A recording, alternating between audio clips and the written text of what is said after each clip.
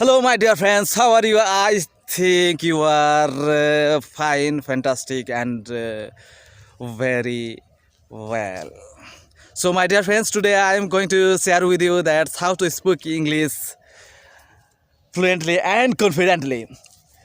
বন্ধুরা, তোমরা যদি ইংলিশ বলতে চাও তাহলে তোমাদেরকে একটা জিনিস কিন্তু রোজ করতে হবে, যেটা হলো তোমাদেরকে ভয়, লজ্জা, ঘৃণা এগুলো কিন্তু ঝেড়ে ফেলে দিতে হবে। তাছাড়া কিন্তু তোমরা ইংলিশ বলতে পারবে না। তো তোমাদেরকে কী করতে হবে বলো তো? প্রথম একটু লোকালয় ছেড়ে তোমাদেরকে কোনো ফাঁকা প্লেসের মধ্যে আসতে হবে, এবং ফাঁকা প্লেসের মধ্যে এসে তোমাদেরকে ইংরেজি বলা প্র্যাকটিস করতে হবে। যেমন ধরো আমি এই যে একটা দারুণ একটা সুন্দর একটা আমাদের এই গ্রামের পাশে একটা দারুণ একটা বাগান আছে, সেই বাগান এসেছি এবং ইংলিশ বলা প্র্যাকটিস করছি। দেখো বন্ধুরা, আমিও এই এখন বিগিনার। তো দেখো, তোমাদেরকে ইংরেজি বলার জন্য কিছু করতে হবে না, জাস্ট তোমরা যা আছে, তোমরা যা জানো তোমাদেরকে সেইগুলোই কিন্তু ইংরেজিতে বলতে হবে। যেমন ধরো আমি এখন তোমাদের সাথে কথা বলছি, now I am talking with you, এইভাবে তোমাদেরকে বলতে হবে। হ্যাঁ, বুঝেছো?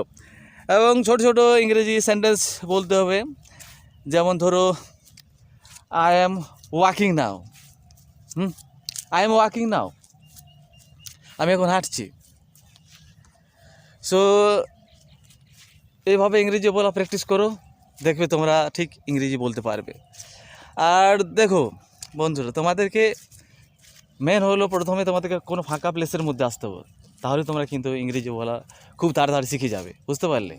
ওখানে তোমাদেরকে ডিস্টার্ব করা কেউ থাকবে না, তোমাদেরকে কেউ ডিস্টার্ব করবে না, বুঝেছো? অনেক সময় কি বিভিন্ন লোকজন আসে, নানা রকম হাসি ঠাট্টা ইয়ার্কি করতে থাকে যে এ আবার ইংলিশ শিখছে, ইংলিশ বলতে পারবে না কোনোদিনে, সেই জন্য এই ভয় থাকে, এগুলো পিছু টান থাকে, যেগুলো তোমাদের প্রথম ইংলিশ বলার ক্ষেত্রে কিন্তু বাধা হতে পারে। So don't worry about people, don't think about peoples, because they always pull down you. So don't think about people, just ignore them, and you have to focus on your work and try to speak English fluently, confidently, and regularly. Then you will be able to speak in English confidently.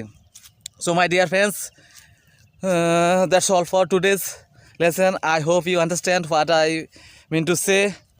Till then, bye bye, see you on the next video.